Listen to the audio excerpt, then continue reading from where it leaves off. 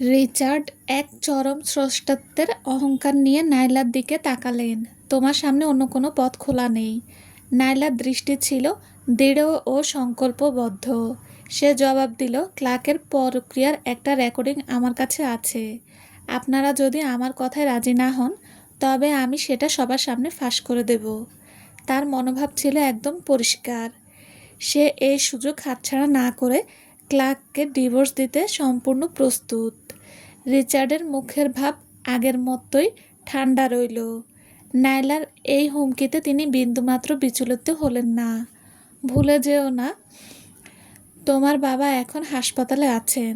আমি পরিস্থিতিটাকে নোংরা করতে চাই না, তাই আশা করব তুমি বুদ্ধিমত্তার সাথে কাজ করবে। এই কেলেঙ্কারির ঝড়টা একটু শান্ত হয়ে গেলেই আমি নিজে তোমাদের একটি শান্তিপূর্ণ ডিভোর্সের ব্যবস্থা করে দেব। আমি কেন বিশ্বাস করব যে আপনি সত্যি আমাদের ডিভোর্স হতে দেবেন? নাইলা চাপ দিয়ে জিজ্ঞেস করলো। আমাকে বিশ্বাস করা ছাড়া তোমার আর কোনো উপায় নেই। এই মুহূর্তে আমাদের সাথে অর্থ নিয়ে দর কষাকষি করার মতো কোনো অবস্থান তোমার নেই। রিচার্ড সরাসরি জানিয়ে দিলেন। নায়লার হাত দুটো শক্ত হয়ে গেল। এক মুহূর্তের জন্য সে ভাবল সাইরাস কিভাবে ক্লেমেন্টের সাথে হাত মিলিয়ে হ্যারিস ফার্মাসিউটিক্যালস ধ্বংসের ষড়যন্ত্র করেছিল, তা ফাঁস করে দেবে। কিন্তু শেষ মুহূর্তে সে নিজেকে সামলে নিল। যতক্ষণ না তার হাতে সাইরাসকে জেলে পাঠানোর মতো অকাট্য প্রমাণ আসছে, ততক্ষণ সে সামনার পরিবারের কাউকে বুঝতে দিতে চায় না যে সে সব জেনে গেছে। সে একটা দীর্ঘশ্বাস ফেলে রিচার্ডকে বলল, ঠিক আছে, 1 মাস। 1 মাসের মধ্যে যদি আমাদের ডিভোর্স না হয়, তবে আমি ক্লার্কের এই প্রক্রিয়ার সব প্রমাণ সবার সামনে নিয়ে আসব। ঠিক আছে, এখন এই পরিস্থিতিটা কীভাবে সামাল দেওয়া যায় তা নিয়ে আলোচনা করা যাক। রিচার্ড উত্তর দিলেন। আধ ঘন্টা পর নায়লা আর ক্লার্ক সামনার বাড়ি থেকে বের হয়ে এলো। দরজার কাছে পৌঁছাতে ক্লার্ক দাঁতে দাঁত চেপে নায়লার কবজি খপ করে ধরে ফেলল। নায়লা, পরিস্থিতি যাই হোক না কেন, আমি তোমাকে কোনোভাবেই ডিভোর্স দেব না। নায়লা ঝটকা দিয়ে নিজের হাত সরিয়ে নিল। তার মুখে ছিল উপহাসের হাসি। ক্লার্ক, তুমি নিজেই আমাকে ডিভোর্স দেবে যদি না তুমি সামনার গ্রুপকে হাতছাড়া করতে চাও। এই কথা বলে সে ঘুরে নিজের গাড়িতে উঠে বসলো এবং সেখান থেকে চলে গেল। গাড়ি চালিয়ে যাওয়ার মাঝপথেই ভ্যালেরির ফোন এলো। সে সামনার গ্রুপের দেওয়া স্টেটমেন্ট এর ব্যাপারে জানতে চাইল। একটু আগে সামনার বাড়িতে রিচার্ড বলেছিলেন যে কোম্পানি থেকে একটা বিবৃতি দেওয়া হবে, যেখানে বলা হবে ইন্টারনেটে ছড়িয়ে পড়া ছবিগুলো আসলে ভুল কোনো অ্যাঙ্গেল থেকে তোলা হয়েছে, যেন বিষয়টিকে হালকা করে দেখানো হয়। তাদের পরিকল্পনা ছিল এই কেলেঙ্কারির বিষয়টা মানুষের মন থেকে একটু ফিকে হওয়া পর্যন্ত অপেক্ষা করা এবং তারপর নায়লা ও ক্লার্ককে একসাথে কয়েকটা অনুষ্ঠানে হাজির করা, যাতে সবাই ভাবে তাদের বৈবাহিক জীবন একদম ঠিকঠাক আছে। তুমি যা দেখছো ঠিক তাই। সামনার পরিবার পুরো বিষয়টাকে ধামাচাপা দেওয়ার চেষ্টা করছে, নায়লা বলল। ভ্যালেরি রেগে আগুন হয়ে গেল। সামনার পরিবার সত্যি বড্ড বেশি বাড়াবাড়ি করছে। এ নিয়ে রাগ করে নিজের মাথা খারাপ করার কোনো মানে হয় না। ক্লার্কের দাদু অলরেডি রাজি হয়েছে যে এই ঝামেলা মিটে গেলেই তিনি আমাদের নিঃশব্দে ডিভোর্সের ব্যবস্থা করে দেবেন। নায়লা বলল, তাই নাকি? শেষ পর্যন্ত তুমি ও এই ডিভোর্সটা পেয়ে যাবে, তবে সত্যি একটা বড় বাচ্চা বাঁচবে। ক্লার্ক আর জর্ডিন যা করেছে তা চরম ঘৃণ্য, ভ্যালেরি মন্তব্য করল। নায়লা রিচার্ডের কথায় পুরোপুরি আশ্বস্ত হতে পারছিল না, তবে সে জানত যে সাইরাসকে খাঁচায় পুরতে হলে তাকে আরও পর্যাপ্ত তথ্য প্রমাণ জোগাড় করতে হবে। ডিভোর্সটা যেন কোনো ঝামেলা ছাড়াই সম্পূর্ণ হয়, তার একমাত্র পথ ছিল এটাই। হ্যাঁ ভ্যালেরি, আমি এখন গাড়ি চালাচ্ছি, পরে কথা হবে, নাইলা বলল। ফোনটা রাখার পর সে গাড়ির দিক পরিবর্তন করলো এবং লুসিয়ার সাথে দেখা করতে সরাসরি থানায় চলে আসলো। সেখানে সে আধ ঘন্টারও বেশি সময় কাটালো। তাদের মধ্যে কী আলোচনা হয়েছিল তা জানা না গেলেও সেখান থেকে বের হওয়ার আগে নাইলা একটা ক্ষমা প্রার্থনার চিঠিতে স্বাক্ষর করেছিল। বাড়িতে ফেরার কিছুক্ষণের মধ্যে ডেমন তাকে ফোন করলো। ওখানের পরিস্থিতি কি ভালো ছিল না? ডেমন জিজ্ঞেস করলো। নাইলা চোখ নামিয়ে মৃদুস্বরে উত্তর দিল, না। আপনার বাবা কথা দিয়েছেন যে এই কেলেঙ্কারির ঝড়টা কেটে গেলেই তিনি ক্লার্ক আর আমার নিঃশব্দে ডিভোর্সের ব্যবস্থা করে দেবেন। ওপাশ থেকে এক মুহূর্তের জন্য নীরবতা নেমে এলো। তারপর ডেমন সেই গম্ভীর কণ্ঠস্বর শোনা গেল। ক্লার্ক কি এই শর্তে রাজি হয়েছে? সে যদি রাজি না হয় তবে আপনার বাবা হয়তো সামনার গ্রুপের দায়িত্ব তার হাতে দেবেন না। নাইলা বলল, ঠিক আছে, ডেমন জবাব দিল। এরপর তারা দুজনেই চুপ হয়ে গেল। তাদের বর্তমান সম্পর্কের যা পরিস্থিতি তাতে এর চেয়ে বেশি কথা বলার আর কিছু ছিল না। আমার কিছু কাজ গুছিয়ে নেওয়ার আছে, আমি এখন রাখছি, নাইলা বিদায় নেওয়ার বাহানায় বলল। হ্যাঁ ঠিক আছে, আমার কাছ থেকে কোনো সাহায্যের প্রয়োজন হলে নির্দ্বিধায় ফোন করো, ডেমন বলল। ফোন রেখে দিয়ে নাইলা তার ল্যাপটপটা খুলল। লুসিয়া তাকে যে ক্লাউড ড্রাইভের অ্যাকাউন্টের পাসওয়ার্ড দিয়েছিল সেটির মাধ্যমে সে লগ ইন করলো। কিছুক্ষণের মধ্যে সে একটা সুরক্ষিত ফাইল ওপেন করতে সক্ষম হলো। ফাইলের ভেতরের নথিপত্রগুলো যত সে পড়তে লাগলো তার মুখের অভিব্যক্তি ততই বরফের মতো ঠান্ডা ও কঠিন হয়ে উঠল। সে সুরক্ষিত ফাইলে শুধু যে সাইরাস কীভাবে হ্যারিস ফার্মাসিউটিক্যালস ধ্বংস করার ষড়যন্ত্র করেছিল তার প্রমাণ ছিল তা নয়, বরং গত কয়েক বছর ধরে ক্লেমেন্ট যেত রকমের অবৈধ ও অপরাধমূলক কাজকর্ম করেছে তারও একটা বিশাল নথিপত্র সেখানে সংরক্ষিত ছিল। এই তথ্য প্রমাণগুলো যদি একবার সবার সামনে আনা যায় তবে সাইরাস এবং ক্লেমেন্ট দুজনেরই বাকি জীবন জেলের ভেতরে কাটানো নিশ্চিত। নাইলা ফাইলগুলো ওর বেশ কয়েকটি কপি তৈরি করলো এবং কম্পিউটার বন্ধ করার আগে সেগুলো আলাদা আলাদা সুরক্ষিত জায়গায় সেভ করে রাখলো। হাতে এই অকাঠ্য প্রমাণগুলো থাকায় এখন তার বুকে একটা বড় ভরসা এলো।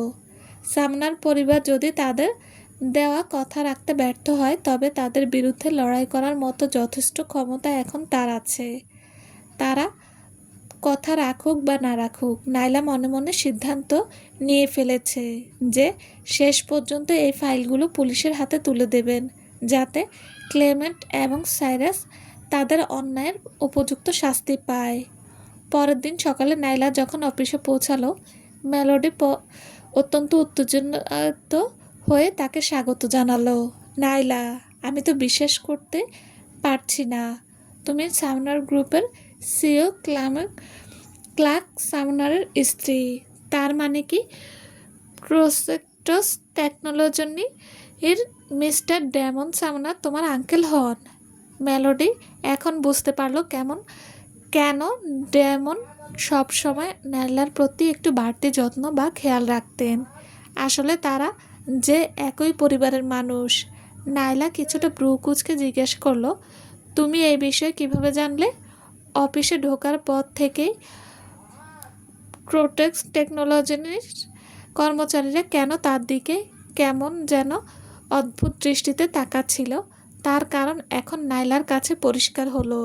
ক্লার্ক আর নাইলার বিয়ের আগে তারা বিয়ের ঘোষণা দিলেও নাইলার পরিচয় গোপন রাখা হয়েছিল, যার কারণে খুব কম মানুষই এই বিষয়ে জানত। মেলোডি এক মুহূর্তের জন্য থতমত খেয়ে গেল। তারপর বলল, গতকাল একটা গসিপ অ্যাকাউন্ট থেকে মিস্টার ক্লার্কের একটা ছবি পোস্ট করা করা হয়েছিল না, যেখানে দাবি করা হয়েছিল যে তার সেক্রেটারির সাথে ওনার পরক্রিয়া চলছে। আজ সকালে উনি নিজেই একটা বিবৃতি দিয়ে জানিয়েছেন যে তুমি ওনার স্ত্রী এবং তোমাদের বৈবাহিক সম্পর্ক অত্যন্ত মজবুত ও মধুর। নাইলা দ্রুত তার ফোন বের করে ইন্টারনেটের ঢুকলো এবং সত্যি সত্যি ক্লার্কের দেওয়া সেই বিবৃতি দেখতে পেল। সে শুধু বিবৃতি দেয়নি, বরং তাদের বিবাহিত জীবনের নানা ছোটোখাটো সুন্দর মুহূর্তের বিবরণ শেয়ার করে নিজেকে একজন আদর্শ ও একনিষ্ঠ স্বামী হিসেবে প্রমাণ করার চেষ্টা করেছে, যে কখনো তার স্ত্রীর সাথে বিশ্বাসঘাতকতা করতে পারে না। ফোনটা ধরে থাকা নাইলার হাত দুটো রাগে কাঁপতে লাগলো। ক্লার্কের এই চরম নির্লজ্জতা দেখে সে স্তব্ধ হয়ে গেল। নিজের গায়ে লাগা কলঙ্কের দাগ মুছতে সে ঠিক এই সময়টাকে বেছে নিয়েছে, সবার সামনে তাদের বিয়ের কথা প্রকাশ করার জন্য। নাইলার মুখের অন্ধকার অবয়ব এবং চোখে মুখে বিন্দুমাত্র আনন্দের আভাস না দেখে মেলোডি বুঝতে পারল সে হয়তো ভুল কিছু বলে ফেলেছে। সে আমতা করে বলল, নাইলা। নাইলা একটা দীর্ঘশ্বাস ফেলে তার দিকে তাকিয়ে বলল, চলো আমরা ল্যাবের পরীক্ষার দিকে মন দেই, আমি একটু আসছি। সে ল্যাব থেকে বের হয়ে সাথে সাথে ক্লার্ককে ফোন করলো। ফোনটা ধরতেই সে ক্ষোভের সাথে জানতে চাইল, ক্লার্ক, ইন্টারনেটের এই বিবৃতির মানে কি? মিস জেস্টেন, ক্লার্ক এখন আমার জন্য তাজা ফলের জুস বানাতে ব্যস্ত আছেন। আপনার যদি কিছু বলার থাকে তবে আমাকে বলতে পারেন, আমি ওনাকে জানিয়ে দেব। ফোনের ওপাশ থেকে জর্ডিনের মিষ্টি কিন্তু অহংকারী কণ্ঠস্বর ভেসে এলো। নায়লা ব্রু কুচকে অত্যন্ত ঠান্ডায় গলায় বলল, ফোনটা ওকে দাও। আমি দুঃখিত, সেটা বোধহয় সম্ভব নয়। ও এখন এতই ব্যস্ত যে আপনার ফোন ধরার মতো সময় ওর নেই। জর্ডিন অত্যন্ত আনন্দ ও উস্কানি মূলক সুরে জবাব দিল। নাইলা একটা তাচ্ছিল্যের শব্দ করে আর কোনো কথা না বাড়িয়ে সরাসরি ফোনটা কেটে দিল। সে যখন ল্যাবে ফিরে এলো এবং দেখল মেলোডি নার্ভাস হয়ে তার দিকে তাকাতে ইতস্তত করছে, তখন নাইলার মনে এক ধরনের অসহ্য জেগে উঠল। সে বলল, মেলোডি, আমি তোমার ওপর একদম রেগে নেই, আমি আসলে একটু অবাক হয়েছিলাম। এই যা।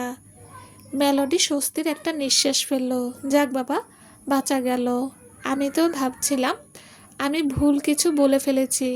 না, এর সাথে তোমার কোনো সম্পর্ক নেই। চলো আমরা ল্যাবের কাজে মনোযোগ দেই, নাইলা বলল। মেলোডি মাথা নাড়ালো। হ্যাঁ, ঠিক বলেছ। ওহ, ভালো কথা নাইলা। আজ সকালে মিস্টার হগ একটা ইনভিটেশন দিয়ে গেছেন। আমি ওটা তোমার টেবিলে রেখে দিয়েছি, দেখতে ভুলো না যেন। নাইলা তার টেবিলের দিকে এগিয়ে গেল এবং খামটি হাতে নিল। স্পন্সর সেন্টিনিয়াতে অনুষ্ঠান হতে যাওয়া একটি ওষুধ গবেষণা সংক্রান্ত সেমিনার আমন্ত্রণপত্র পাঠিয়েছে। এটি সামনার গ্রুপের তত্ত্বাবধানে আয়োজিত হচ্ছে এবং বেশ কয়েকটি বড় ওষুধ প্রস্তুতকারক কোম্পানি এতে অংশ নিচ্ছে। এই সেমিনারের মূল বিষয়বস্তু নাইলার বর্তমান গবেষণার সাথে অনেকটাই মিলে যায়, তাই সেখানে যাওয়াটা তার কাজের জন্য বেশ উপকারী হতে পারে। সে তারিখটা পরখ করে দেখল, আগামী শুক্রবার সন্ধ্যায়। সেই সময়ের তার অন্য কোনো কাজ বা পরিকল্পনা না থাকায় সে মেলোডিকে তাদের শিডিউল ফাঁকা রাখতে বলল, যাতে তারা দুজন একসাথে সেই সেমিনারে যোগ দিতে পারে। নাইলা যখন মাত্র ল্যাবের পরীক্ষা শুরু করতে যাবে, ঠিক তখনই তার ফোনটা কেঁপে উঠল। স্ক্রিনে তাকিয়ে দেখল ডেমন তাকে মেসেজ পাঠিয়েছে, যেখানে সে নাইলাকে আজ সন্ধ্যায় একসাথে ডিনার খাওয়ার আমন্ত্রণ জানিয়েছে। নাইলার চোখে এক মুহূর্তের জন্য বিস্ময় খেলে গেল। ডেমন হঠাৎ কেন তাকে রাতের খাবারের আমন্ত্রণ জানাবে?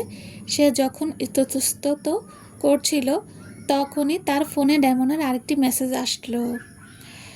আমি সন্ধ্যা 6:30 পার্কিং লটে অপেক্ষা করব। মনে হচ্ছিল সে নাইলাকে না বলার কোনো সুযোগই দিচ্ছে না। ক্লার্কের কাছ থেকে ডিভোর্স পাওয়ার ব্যাপারে রিচার্ডকে রাজি করাতে ডেমন যেহেতু সাহায্য করছিল, তাই নাইলার মনে হলো ধন্যবাদ হিসেবে তাকে অন্তত একবেলা খাওয়ানো উচিত। নাইলা সংক্ষেপে উত্তর দিল, ঠিক আছে। তারপর ফোনটা পাশে রেখে সে আবারও তার ল্যাবের পরীক্ষায় মনোযোগ দিল। নাইলা, আমাদের সাম্প্রতিক পরীক্ষাগুলো কিন্তু দারুণ চলছে। আর কিছুদিন পর আমরা বোধহয় গবেষণাগারের ইঁদুরের উপরের ট্রায়াল শুরু করতে পারবো। মেলোডি উত্তেজিত হয়ে বলল। নাইলা মাথা নেড়ে বলল, ব্যাপারটা এত সহজ নয়। ট্রায়ালে যাওয়ার আগে আমাদের আরও অসংখ্য পরীক্ষা নিরীক্ষা ও ভুলের মধ্য দিয়ে সঠিক সমাধানটি খুঁজে বের করতে হবে। একটা ওষুধ গবেষণা থেকে শুরু করে বাজারে আসা পর্যন্ত কয়েক বছর, এমনকি 1 দশকেরও বেশি সময় লেগে যেতে পারে। মেলোডি যেন আকাশ থেকে পড়ল। সে টেস্ট টিউব নাড়ানো বন্ধ করে থতমত খেয়ে বলল, এত লম্বা সময় লাগে?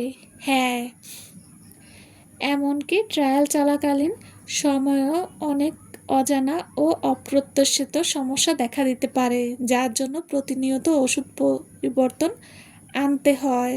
নাইলা বুঝিয়ে বলল, কারো যদি ধৈর্য না থাকে তবে এই পেশায় টিকে থাকা সত্যিই কঠিন।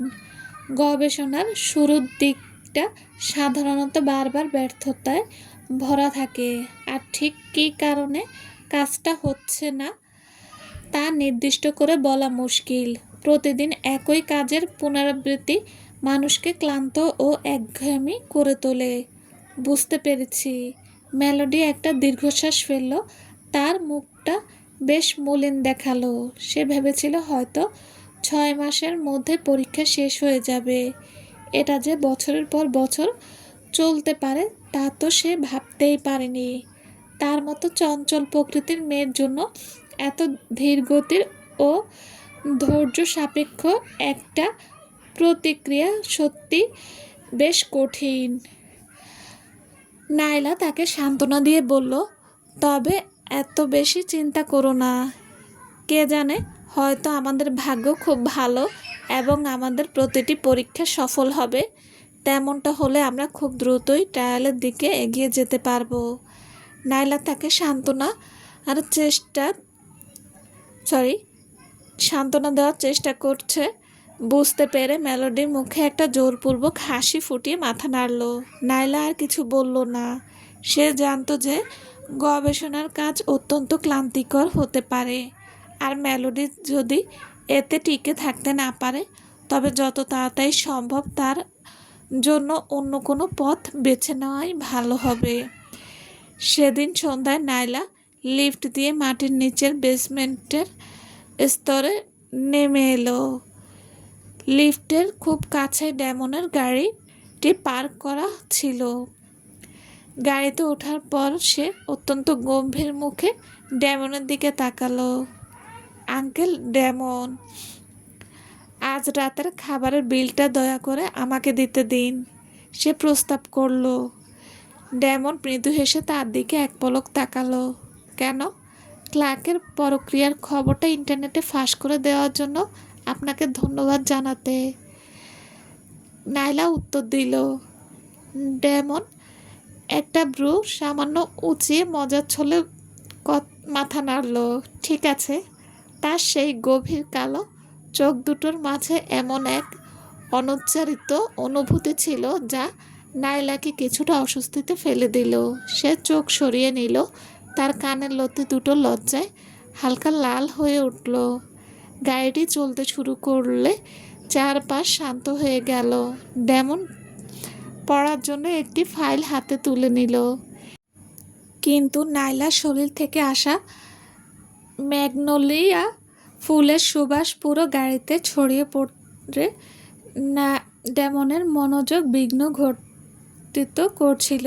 সে নিজেকে আবিষ্কার করলো যে গত কয়েক মিনিট ধরে সে ফাইলের একই লাইনের দিকে তাকিয়ে আছে।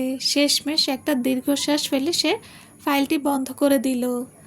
আমি তোমার বাবাকে চিকিৎসার জন্য বিদেশে পাঠানোর পরিকল্পনা করছি, সে নিচু স্বরে বলল। নাইলা বেশ অবাক হলো এবং সহজভাবেই আপত্তি জানিয়ে বলল, তার কোনো প্রয়োজন নেই। আমি নিজেই আমার বাবার চিকিৎসার ব্যবস্থা করার কোনো না কোনো পথ খুঁজে বের করব। তুমি নিশ্চয়ই চাইবে না যে কোনো আকস্মিক অঘটন ঘটে নাইল ক্লার্কের সাথে তোমার ডিভোর্সের বিষয়টি ভেস্তে যাক। ডেমন প্রশ্ন করল। নাইলা চোখ নামিয়ে নিল। তার হাত দুটো কোলের উপর আস্তে আস্তে শক্ত মুঠো হয়ে এলো। সে জানতো যে সামনার পরিবার তাকে হুমকি দেওয়ার জন্য হ্যারিসনকে বারবার ব্যবহার করতে পারে। তাকে চিকিৎসার জন্য বিদেশে পাঠিয়ে দেওয়াটাই আসলে সবচেয়ে নিরাপদ হবে। অন্তত তখন তাকে নিয়ে নাইলার কোনো ব্ল্যাকমেলের শিকার হতে হবে না।